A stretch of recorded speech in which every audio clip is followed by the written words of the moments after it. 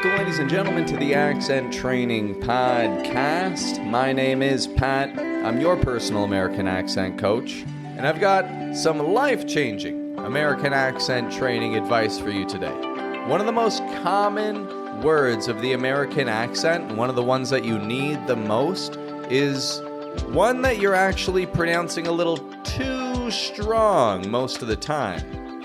Because when you have the word to, as in T-O spelling of to, and you pair it with certain words, such as going to, need to, have to, a full to doesn't need to be pronounced. We can reduce that to just like saying gonna instead of going to, need to instead of need to, used to instead of used to.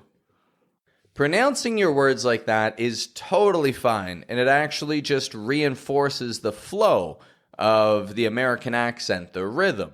Spelling your words like that, I wouldn't recommend. It's all right for pronunciation, but in a professional setting, definitely not going to help you when it comes to spelling. Now, the rule is as simple as this. If the word to is in the middle of a sentence, and it's coming after any one of these 7 words, it's just going to sound like a schwa, like an kind of sound. Need to, needa. I need to read that. I need to get some more. I need to take a break. Don't you need to cook those? Going to, gonna. I'm gonna get going. What are you gonna do? Who's gonna come? Tell me when you're gonna be there. Got to, gotta. I gotta check it out. You gotta let me know. Why do you always gotta bring that up? What do you gotta do? Had to. Had to. I had to eat. You just had to bring him along. I thought I had to do that first. Want to, wanna. I want to see that movie. Where do you want to eat? He doesn't want to participate. Do you want to get a move on? Listen to. Listener. You should listen to him. Did you listen to that? Why don't you want to listen to what they say? Used to. Used to. We used to do that. I used to enjoy those. Didn't you used to work with that guy? They used to live there. 7 words, which, if paired with to, reduce to just an kind of sound.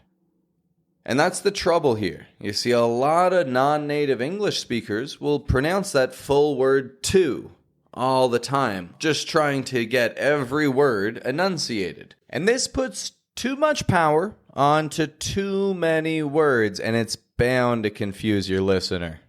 Our goal is to soften all the sounds on grammar words. The T is softer, the O is softer. So instead of a to, it's just getting a t or a for about 90% of your English speaking. Now, this does bring us to wrapping things up on the lesson for 2, at least for today until our next episode. But I do have a task that I'd like for you to focus on between now and then. I want you to listen for the words going to as gonna, want to as wanna, used to, used to, and got to, gotta.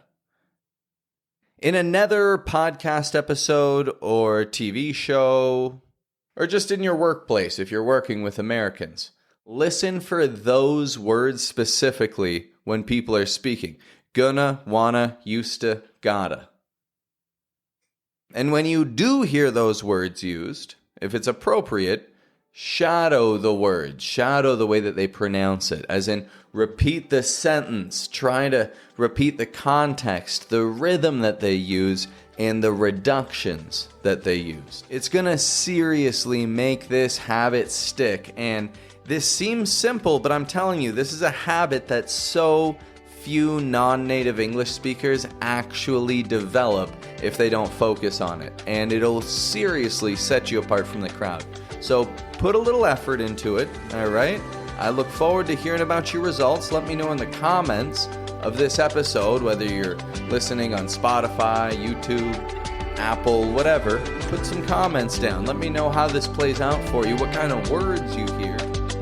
Make sure that you're following the Accent Training Podcast, because our next episode is gonna get a step deeper into this. And I'm really looking forward to explaining to you how you can apply this with a few key idiomatic expressions. So, hey, if you're up for the challenge, I'm down to show you how it's done. Have a good one, my friend.